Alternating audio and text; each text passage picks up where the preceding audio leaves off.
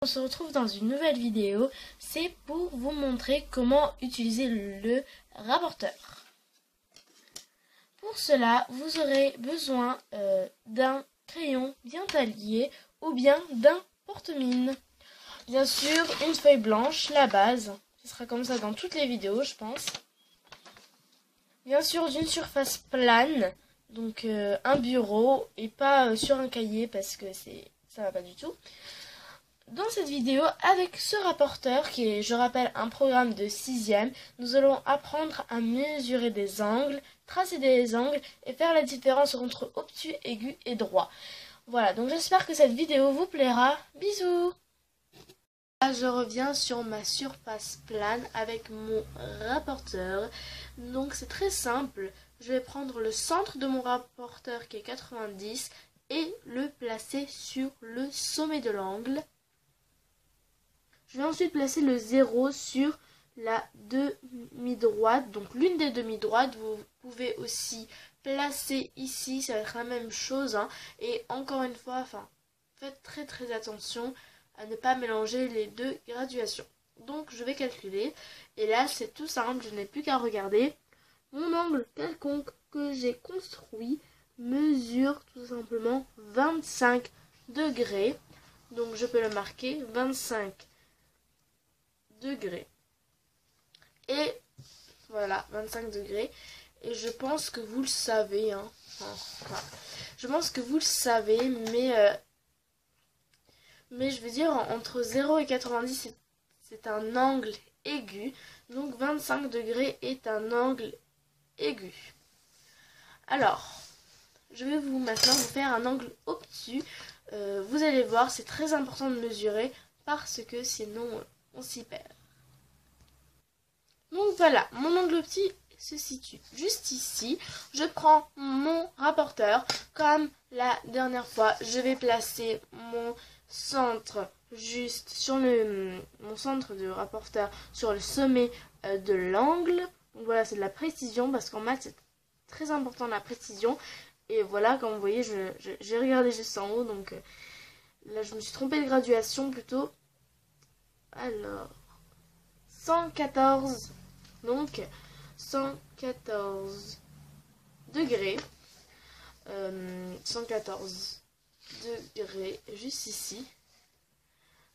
C'est la mesure de l'angle juste ici, qui est quelconque, donc je ne le note pas parce qu'on verra juste ça juste après.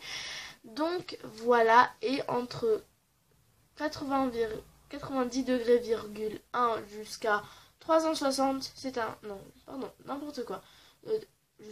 À partir de 91 degrés jusqu'à 179.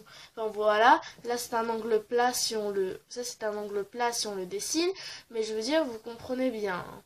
Voilà, c'est très précis. 114 degrés, donc c'est un angle obtus.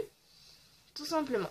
Voilà. L'angle droit, c'est quand on le dessine, cela fait 90 degrés. Donc maintenant, on a compris comment calculer les angles. On va apprendre comment en tracer. C'est parti. Comment tracer un angle? C'est très simple. Vous allez tout simplement tracer une demi-droite. Et je vais moi je souhaite faire un angle 5 qui est égal à 52 degrés. Donc je vais placer mon centre du rapporteur et je vais aller sur la graduation 52 degrés. Voilà, donc j'ai fait mon petit trait. Je vais tout simplement relier en faisant une demi-droite. Voilà. Voici mon angle qui mesure 52 degrés. Voilà. 52 degrés qui est aigu. Voilà. Un angle. Telle est la question. Donc, on vous donne cette notation et c'est à vous de la placer sur cet angle. Donc, c'est un exercice. C'est vraiment juste cet angle que je choisis. Alors, pour vous donner une astuce, c'est que la lettre du milieu qui est juste ici, B, est forcément au sommet de l'angle. Et après, vous pouvez placer A, C ou C, A, peu importe. Donc là, j'ai deux angles, les angles qu'on a tracés juste avant. Je vais tout simplement faire les deux exemples. Donc, prenons l'exemple. A, B, C. Voilà. A, B, C. Ou bien, vous pouvez le prendre de l'autre côté. C, B, A.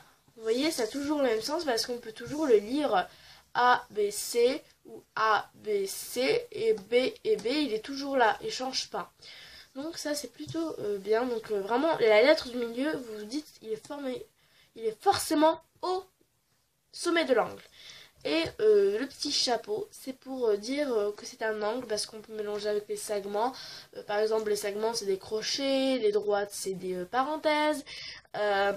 Donc voilà, c'est pour ça qu'on met ce petit chapeau entre parenthèses.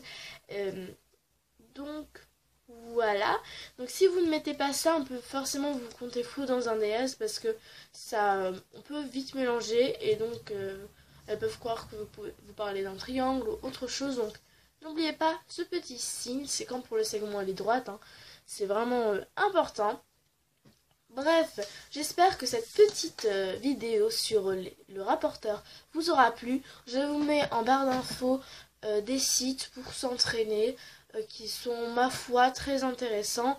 Alors, n'hésitez pas, si vous voulez certaines figures ou des programmes que vous avez vus en cours et que vous n'avez pas compris, mettez-les nous en commentaire et on vous